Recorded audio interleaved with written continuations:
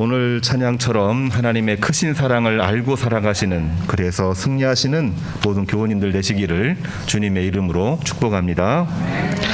오늘은 10월 둘째 주일이고 교회력으로 보면은 창조절 6번째 주일입니다. 어느덧 가을이 되었습니다. 일교차가 심해져서 산야는 각양각색의 단풍으로, 또 들녘은 황급빛으로 물드는 그러한 가을이 되었습니다. 여전히 코로나19가 문제가 되고 있고, 정치, 경제, 군사 문제도 여전히 남아있는 문제이긴 하지만, 지난 여름을 생각해 보면 무더위가 워낙 심했고, 장마도 워낙 길었고, 태풍 피해도 많았던 그 모든 어려움, 힘겨움이 다 잊혀지고 풍성하게 무르익은 가을이 되었다는 것만으로도 우리는 하나님 앞에 감사할 수 있어야 되겠습니다. 이 모든 것이 창조의 섭리이고 또 성숙한 결실을 맺어서 이제는 우리가 다가오는 겨울을 준비하는 그러한 가을이 되었으면 참 좋겠습니다. 성숙한 결실을 위해서는 오묘하시고 신비하신 하나님의 섭리를 입체적으로 볼 수 있는 눈이 필요합니다. 신앙의 근본적인 문제는 하나님과 나와의 1:1 관계이긴 하지만, 그 관계가 성립되기까지 하나님은 하나님으로서, 예수님은 예수님으로서, 성령은 성령님으로서 우리에게 역사를 하셨습니다. 우리도 그 방대하고 원대하신 하나님의 섭리를 내 개인적인 생각으로만 보지 말고 정말 두루두루 넓게 성부, 성자, 성령의 관점으로 볼 수 있을 때에 나를 향한, 또 우리가 몸담고 있는 교회를 향한, 또 우리가 나가야 될 세상을 향한 하나님의 뜻과 섭리를 볼 수 있다고 믿습니다. 우리가 예배를 드리면서 3개의 본문을 늘 낭독을 하고 있습니다. 설교자가 읽을 수도 있지만 성경 동독자가 구약의 말씀, 복음서의 말씀, 그리고 서신서의 말씀을 읽음으로 인해서 구약의 말씀은 하나님 말씀, 이 신약 성경에 나와 있는 말씀은 주님의 말씀, 또 서신서에 나와 있는 말씀은 성령께서 인도하시는 말씀, 그 말씀을 종합적으로 우리가 듣고 그 가운데에서 하나님의 섭리를 우리가 바라보고 결단하는 것입니다. 오늘 읽은 말씀도 신명기 32장은 모세가 모압 평지에서 선민 이스라엘을 이제 향하여 말씀을 전하고 있는데, 이 당시에 이스라엘 민족은 출애굽을 한 이후로 첫 번째 세대가 지나고 두 번째 세대가 지나고 세 번째 세대입니다. 이제 손주가 출애굽한 그 상황에서 모세의 말씀을 듣고 있는 거예요. 그들을 향해서 설교하기를 눈동자 같은 하나님의 돌보심을 절대로 잊지 말고 하나님에 대한 믿음을 가지고 가나안 복지를 향하여 나가라. 이 메시지를 주고 있는 것이 신명기 32장에 나와 있는 말씀입니다. 마가복음 8장에 나와 있는 말씀은 예수님의 말씀이죠.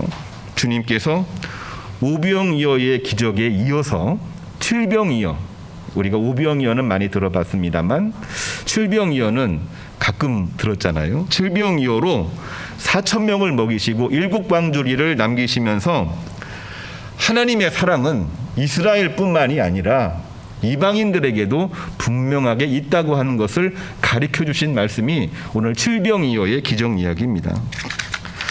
세 번째로 사도행전 18장에 나와 있는 말씀은 성령께서 루스드라라고 하는 지명인데요, 오늘날 터키 남부 쪽에 있는 그러한 도시이기도 합니다. 바울과 바나바를 통해 이방인들에게 주님을 증거하는 말씀입니다. 그러니까 이 세 가지 말씀이 똑같이 하나님을 증거하는 말씀이긴 하지만, 첫 번째는 성부 하나님, 두 번째로는 성자 예수님, 세 번째로는 성령 하나님을 증언하고 있는 말씀들이 들어있는 것이지요.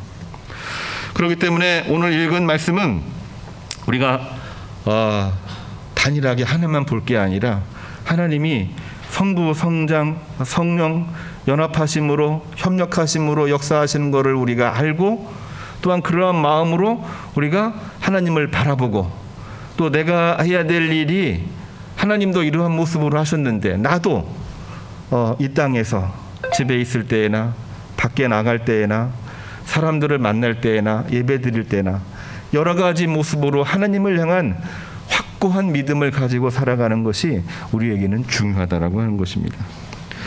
그러한 말씀을 다 읽다가 이렇게 다른 내용들이 들어있긴 하지만 공통된 점이 있다고 하는 것을 오늘 발견하게 됩니다. 첫 번째 특징이 뭐냐면은 하나님이 우리 인간과 친히 만나서 질문하시고 대화하시는 장면이 나오고 있다고 하는 것이고요. 두 번째로는 그렇게 질문하고 대답을 하실 때에 철저하게 자기를 낮추시고 있다고 하는 것을 우리는 볼 수가 있는 것입니다. 이 두 가지 내용 가지고 오늘 말씀을 함께 나누고자 합니다. 첫 번째로는 하나님은 질문과 대답을 통해서 역사를 이루어 가십니다. 우리가 창세기 3장 8절로 10절 말씀을 보면은 아담에 관한 이야기가 나오고 있죠. 아담이 바람 불 때 하나님의 소리를 듣습니다. 하나님은 하나님의 호흡이고 바람이라고 얘기를 했기 때문에 바람 소리를 듣고 하나님의 소리를 들었어요. 무서웠습니다. 이유가 뭐냐면 선악과를 따먹었기 때문에 무서워서 두려워서 낯을 피해 숨었다 했습니다. 그때 하나님이 아담을 향하여 말씀하십니다. 아담아, 내가 어디 있느냐? 이렇게 질문하고 부르시니까 아담이 대답을 안 할 수가 없죠. 내가 벗었으므로 두려워하여 숨었나이다. 대답을 합니다. 아담이 불순종함으로 하나님과의 소통이 중단되었을 때에 하나님과의 단절이 이루어진 것이죠. 그러한 상황에 하나님은 즉시 징계하고 말씀대로 반드시 죽으리라, 정령 죽으리라, 죽어야만 되는 것인데 하나님은 죽이지 않으시고 아담을 향하여 질문과 대답을 이끌어내십니다. 그리고 아담과 하와를 이끌어내시고 계속되는 대화를 통해서 자기의 몸을 가렸던 나뭇잎을 벗기시고 가죽옷으로 입혀주시며 하나님 당신의 역사를 만들어가고 계시는 것이지. 하나님이 우리 인간을 향하여 대화하실 필요도 없는데 대화하시면서 하나님의 역사를 만들어 가신 것입니다. 오늘 말씀 신명기 32장도 모세는 출애굽 3세대에게 분명하게 말을 하고 있습니다. 내 아버지와 어른들에게 물으라. 그러면 그들이 내게 설명하고 말할 것이다. 이렇게 설교를 하고 있습니다. 우리가 알고 있는 대로 출애굽 1세대는 광야 40년 동안 전쟁과 역병으로 모두 광야에서 죽습니다. 하나님의 은혜를 잊어버리고 불평불만하다가 여호수아와 갈렙을 제외한 모든 출애굽 1세대는 광야에서 죽음을 당하지요. 광야에서 태어난 사람들을 출애굽 2세대라고 하는데 그 출애굽 2세대는 먹을 거, 입을 거, 마실 거 부족하고 전쟁이 있고 역병이 있는 중에도 하나님의 도우심을 경험한 세대입니다. 아무리 힘들고 어려운 일이 있어도 하나님의 도우심이 없이는 우리는 살아날 수도 없고 약속의 땅에도 갈 수가 없다. 그것으로 일평생 40년 동안 훈련된 사람들이 출애굽 2세대입니다. 그렇기 때문에 출애굽 2세대는 그야말로 훈련된 사람이죠.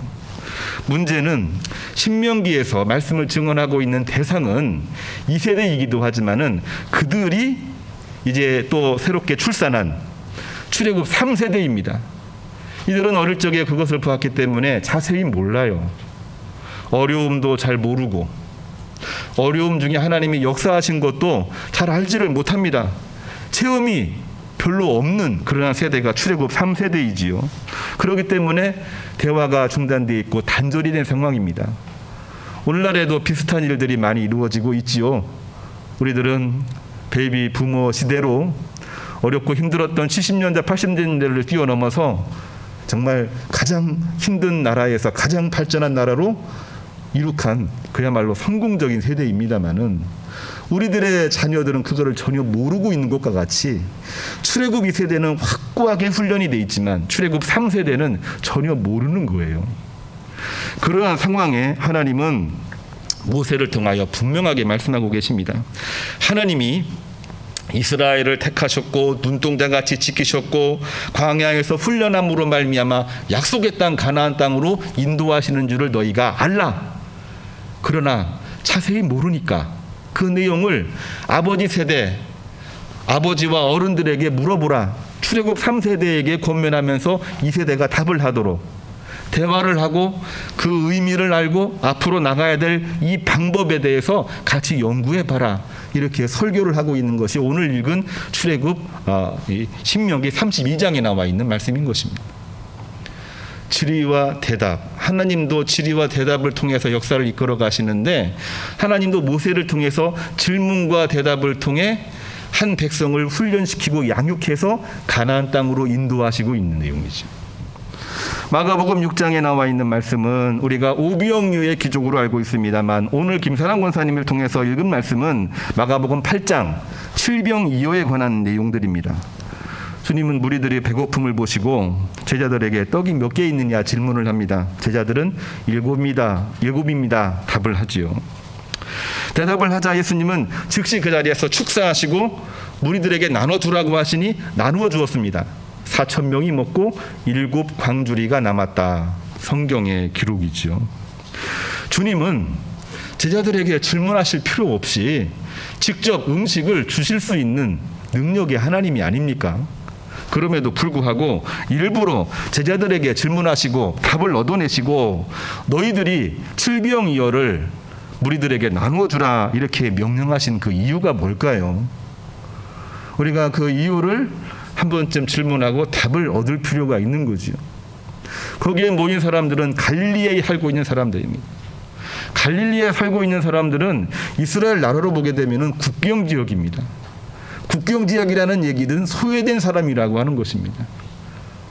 도망자들이 가는 곳이기도 하고 또한 외국의 사람들이 몰래 들어와 살고 있는 그런 곳이기도 하기 때문에 여러 가지로 문제가 많은 지역이라는 거예요. 그러니까 다른 말로 하면은 정통 이스라엘 민족은 거기에 살지 않고 거기에서 쫓겨나고 소외된 사람들이 이 갈릴리 지역에 살고 있는 것입니다. 물론 유대인들이 없는 것은 아니지만은 그들을 향하여 제자들은 어떻게 대할까 많은 고민이 됐을 거예요. 그러나 주님은 그들을 긍휼히 여기시고 말씀도 주시고 먹을 것 마실 것까지도 제공해 주시려고 하는 것이 오병이어의 기적이고 칠병이어의 기적인 것입니다.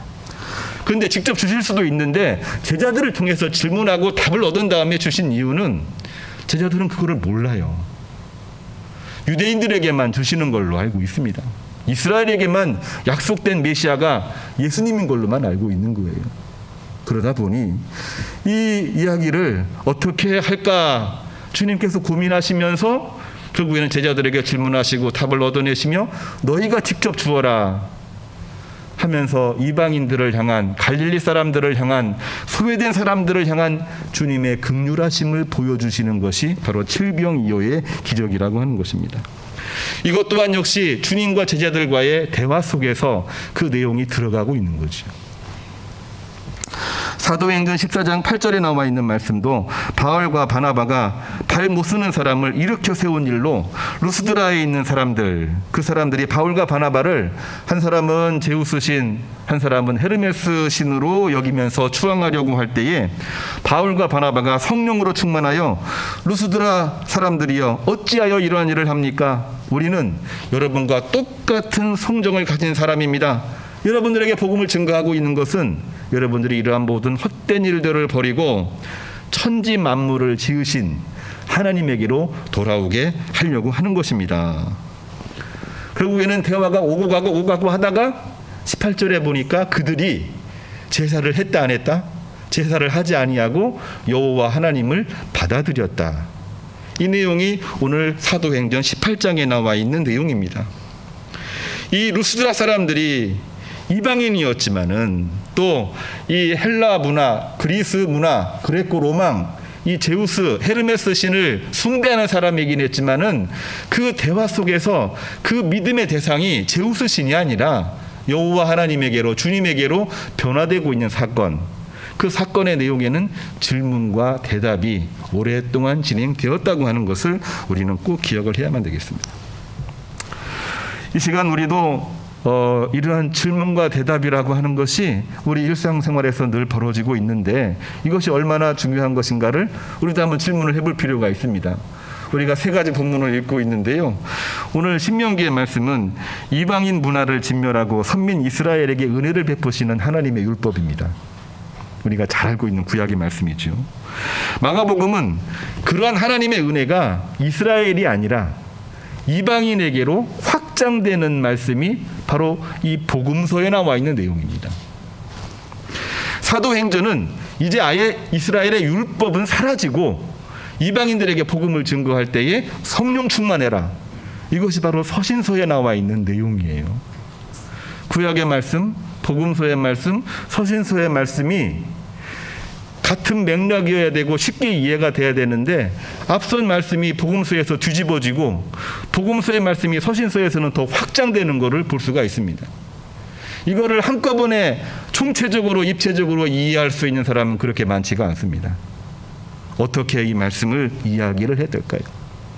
질문하고 대답하고 기도하고 같이 마음을 모으는 가운데에 이 총체적인 하나님의 말씀을 우리는 이해할 수가 있는 것이죠. 자, 요약을 해봅니다. 요약을 하면 어떻게 할 수 있냐면요, 하나님의 말씀은 철저하게 지키되 나는 지켜야 되겠죠. 타인을 향해서는 늘 긍휼함을 가지고 있어야 됩니다. 주님과도 같이.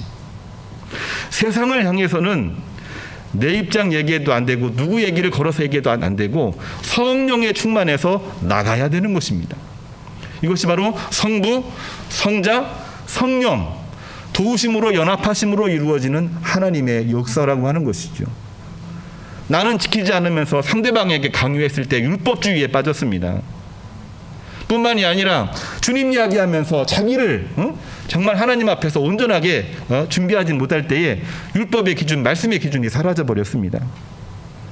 성령의 충만함을 이야기해야 되는데 늘 자기만을 이야기할 때가 많이 있습니다. 그러다 보면 우리는 언제든지 율법주의나 자유주의나 개인주의의 편향에 빠질 수밖에 없는 것이죠. 이것을 종합적으로 알려면은 성부, 성자, 성령, 하나님은 말씀, 예수님은 긍휼, 성령님은 성령 충만. 이거를 한꺼번에 가져갈 때에 우리는 온전한 크리스찬이 되는 것입니다. 어떻게 가능하냐? 이거는 하나님과의 끊임없는 기도의 대화를 통해서 가능한 것이고, 우리 모든 성도들이 이 세 가지 본문을 읽으면서 같이 대화하고 숙론을 함으로 얻을 수 있는 하나님의 말씀이 되는 것입니다. 오늘날 대화가 참 안 되는 그러한 때인데요. 대화가 안 되는 때에 우리는 정말로 하나님 앞에 기도하면서 대화하도록 노력하는 마음이 참 필요한 때입니다. 특히 코로나 중에 모든 것이 다 혼란한 중에 대화가 자꾸 정반대로 가게 되면은 그 끝나는 거예요. 이러한 때 우리가 하나님, 예수님, 성령님의 입장을 우리 마음속에 담으면서 대화할 때에 우리는 길을 볼 수가 있는 것입니다. 하나님의 섭리를 볼 수가 있는 거예요. 문제는 뭐냐면요, 우리가 어떻게 하면 대화를 잘 할 수 있느냐라는 문제입니다. 두 번째로요, 스스로 낮출 때 친구가 될 수 있으며 하나님의 역사가 이루어진다고 하는 것을 우리는 꼭 기억을 해야 되겠습니다. 지난주에도 한 말씀이고 지지난주에도 우리가 함께 나눈 말씀이기도 합니다. 주님은 우리와 대화하실 필요가 전혀 없으신 분이신데 주님은 친히 우리를 부르시고 우리를 친구 삼아 주셨습니다. 이 놀라운 역사지요. 우리는 대화할 자격이 없는 사람이긴 하지만 주님이 친히 인도하시며 역사를 이끄신 것은 하나님 당신께서 스스로를 낮추시고 우리를 친구 삼아 주신 하나님의 은혜가 그 안에 있기 때문에 그런 것입니다. 이거를 알고 있을 때에 우리는 낮출 수가 있어요. 이거를 모르면은 절대 자기를 낮출 수가 없습니다. 하나님이 낮추셨는데 왜 내가 낮추지를 못합니까? 이러한 은혜를 기초로 해서 탈무드 교육에 적용된 것이 친구로서 질문하고 대답하고 기억하고 그리고 함께 주어진 모든 지식들이 모여서 하나님에 대한 믿음을 가져가는 것이 하브루타라고 하는 교육입니다. 하브루타라고 하는 이 단어는 이 헬라어 단어인데요. 헤베르라고 하는 단어, 친구란 뜻입니다. 거기에서 온 말로 질문하고 대답하고 함께 마음을 모아서 하나님 앞에 기도할 때에 하나님이 그 가운데 역사하셔서 양육도 이루어지고 또한 역사도 이루어지고 그리고 계획했던 모든 일들이 성취가 되는 것이죠. 어렵고 힘들었던 그토록 고난과 고통이 많았던 유대인들에게 이 하브루타는 그야말로 하나님 백성으로서 명맥을 이어가고 하나님의 약속을 이룰 수 있는 길을 제시받은 놀라운 방법론이기도 했습니다. 우리가 잘 알고 있는 쉐마라고 하는 교육은 들으라라고 하는 선언이라고 한다면, 하브루타라고 하는 것은 자신을 낮추어 공감하는, 그래서 양육되고 그래서 하나님의 백성으로 쓰임을 받는 놀라운 방법론을 제시하고 있는 것입니다. 오늘날 통신 매체는 날이 갈수록 발전하고 현재는 최고의 수준에 이르렀지만 불행히도 소통과 공감은 정비례하지를 못합니다. 질문할수록 대화하기는커녕 간극만 벌어지고 넘사벽이 되는 게 태반입니다. 왜 간극이 벌어질까요? 관심이 다르기 때문입니다. 왜 관심이 다를까요? 상대방보다 내 생각에 집착하기 때문이고 강요하기 때문입니다. 생각이 같아도 패권, 경제, 의식 때문에 공감하지를 못합니다. 같은 생각에도 못해요. 누군가를 배려하고 천사의 말을 하고 방언을 한다고 할지라도, 아름다운 말을 한다고 할지라도 우리들 마음속 깊은 곳에 숨어있는 우월의식, 정반대로 피해의식, 그것 때문에 소통이 될 듯 하다가 안 되는 것이 우리 인간의 모습입니다. 될 수 있는데 안 되는 거예요. 무엇이 문제일까요?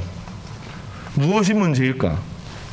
높든 낮든 아니면 동등하든 그것이 무엇이든지 간에 진실로 자기를 낮추지 않으면, 진실로 하나님처럼 높은 보좌에서 내려와 낮고 천한 곳에 오셔서 역사하신 것처럼 진실로 자기를 낮추지 않으면은 어떠한 대화도 어떠한 역사도 이루어질 수 없다고 하는 것이 하나님의 말씀인 것입니다. 그거를 우리가 어떻게 선언하고 알고 있느냐? 우리는 모르는 거예요. 그러나 하나님이 그렇게 하셨어요. 하나님이 높은 보좌에서 다 내려놓으시고 이 땅에 오셨습니다. 가장 낮고 천한 곳으로 오셨어요. 그리고 언제까지 복종하셨느냐? 죽기까지 복종하셨다. 이게 바로 하나님이십니다. 그럴 때에 역사가 뒤바뀐 거지요. 파멸과 심판이 생명과 구원으로 역사가 뒤바뀐 것입니다. 우리가 안 된다, 불가능하다, 언제 될꼬 이런 마음들을 가지고 있어서 정말 이 패배주의에 빠질 때가 너무나도 많이 있는데, 하나님은 역사를 바꾸신 것입니다. 기원 전과 기원 후로 나뉘게 되는 것도 바로 그것을 기점으로 해서 역사가 뒤바뀐 것입니다. 오늘날 우리들이 정말 고민하고 기도해야 될 그러한 내용이 아닐 수가 없는 것입니다. 사도행전 3장 6절, 예루살렘 성전 미문에서 안진뱅이를 일으킨 사건은 베드로와 요한의 사건입니다. 사도행전 3장에 나와 있는 말씀이죠. 그런데 오늘 김사랑 권사님 읽은 말씀은 사도행전 14장 15절에 나와 있는 말씀인데요. 예루살렘 성전 미문이 아니라 터키 지역, 이방인 지역입니다. 루스드라라고 하는 곳에서 안진뱅이를 일으킨 사건입니다. 그러니까 베드로와 요한은 예루살렘 성전에서 안진뱅이를 일으켜 세웠죠. 은과 금은 내게 없으나 내가 내게 있는 것으로 내게 주노니 예수 그리스도의 이름으로 일어나 걸으라. 우리가 잘 알고 있는 말씀 아닙니까? 그런데 예루살렘 성전 미문이 아니라 바울과 바나바는 한참 떨어진 이방 지역 루스드라에서 그 마음속에 믿음을 보시고 일으켜 세우니 그들이 일어났다. 이게 바로 놀라운 기적입니다. 바울과 바나바는 그들이 제우스 신이고 헤르메스 신이구나라고 추앙하며 다가올 때에 잠시 그 추앙을 향유할 수도 있었죠. 이것이 바로 하나님의 능력이야. 그리고 하나님의 능력을 내가 너희들에게 준 것이야 하면서 기뻐하고 향유할 수도 있었지만은 그들은 그들을 향해 단호하게 이야기를 하고 있습니다. 어찌하여 이러한 일을 하느냐? 우리도 여러분과 같은 성정을 가진 사람인데 여러분들에게 이러한 일을 하는 이유는 여러분들이 헛된 일을 버리고 천지 만물을 지으신 하나님께로 돌아오게 하기 위해서 내가 이 일을 하는 것이다. 그렇기 때문에 내가 제우스고 내가 헤르메스고 제사하지 말고 여호와 하나님에게로 돌아오라. 이 메시지가 바로 바울과 바나바의 메시지가 되었더라고 하는 것입니다. 여기서 바울과 바나바는 놀라운 한 가지 일을 하고 있습니다. 철저하게 자기를 낮추는 거였죠. 우리도 복음을 증거하다 보면은 복음 증거하기가 쉽지가 않습니다만 그 어려운 중에 기적이 일어나고 역사가 일어날 때 있습니다. 그러면 우리들 마음속에 어떤 마음이 듭니까? 기쁨이 나오고, 야, 하나님의 역사 대단하다, 너무나도 좋은 일이지요. 그런데 우리가 보지 못하는 게 하나가 있습니다. 그런 상황 가운데에 내가 우쭐해지는 거를 우리는 보지를 못해요. 그러는 가운데에 내가 능력받은 사람이라고 생각을 하고 있는데 그거를 인지를 못하는 거예요. 우리가 믿음으로 잘 나가다가 넘어지고 쓰러지는 순간은 바로 그 순간입니다. 내가 능력받았다, 나는 능력의 사람이다 라고 생각하고 라고 말하는 그 순간 나는 하나님의 사도가 아니라 사단 권세에 이용되고 있는 사람에 불과한 것으로 전락하고 마는 것입니다. 바울과 바나는 즉시 이야기를 합니다.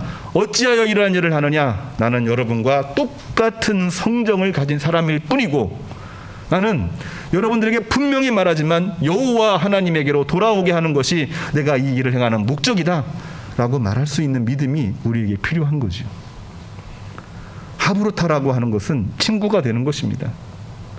친구가 되려면은 낮춰야 되는 거예요. 언제까지 낮춰야 되느냐? 주님께서 하셨듯이 죽기까지 복종하셨으니 끝까지 해야 되는 것입니다. 그리할 때에 친구가 되고, 그리할 때에 하나님의 섭리를 볼 수 있게 되는 것이고, 그리할 때에 불가능도 가능으로 이어질 수밖에 없는 것이라고 하는 것입니다. 우리가 성정이라고 하는 단어를 찾아보면은 성경에 야고보 사도가 그 말씀을 전한 내용이 있어요. 엘리야를 우리가 비유로 들었잖아요. 야고보서 5장 17절 말씀 보게 되면은 엘리야는 야고보 사도가 전한 말입니다. 우리와 성정이 같은 사람이로되 그가 비가 오지 않기를 간절히 기도한즉 3년 6개월 동안 비가 오지 아니하고 다시 기도하니 하늘이 비를 주고 땅이 열매를 맺었느니라. 이 놀라운 설교를 합니다. 안 된다, 불가능하다, 나는 힘이 없다, 나는 자격이 없다 생각하지 말고 우리가 다 똑같은 성정을 가진 사람들입니다. 그러나 하나님 앞에 나를 낮추고 철저하게 기도하면 하나님이 3년 6개월 동안 비가 오지 않게 하신 것처럼 여러분들의 기도가 이루어질 것입니다. 다시 하나님 앞에 기도하면은 다시 비를 주실 것입니다. 그러므로 내가 능력이 없다라고 말하지 말고, 내가 너무나도 잘났다 생각하지도 말고, 나는 여러분과 똑같은 성정을 가진 사람들입니다. 그러나 하나님 앞에 나를 낮추고 기도할 때에 하나님이 그 기도 들어주십니다. 이렇게 설교하며 나갔던 것이 바로 야고보라고 하는 것이죠. 오늘 말씀의 제목으로 돌아옵니다. 우리는 여러분과 똑같은 성정을 가진 사람들입니다. 낮추고 상대방을 높이고, 낮추고 성령 충만하고, 그러한 가운데 구약의 말씀을 보고 복음서의 말씀을 보고 또한 이 서신서의 말씀을 보게 되면은 그 말씀이 우리에게 생명이 되고 능력이 되고 하나님께는 영광이 돼서 우리에게는 놀라운 은혜의 말씀이 되는 줄로 믿으시기를 주님의 이름으로 축복합니다. 기도하겠습니다.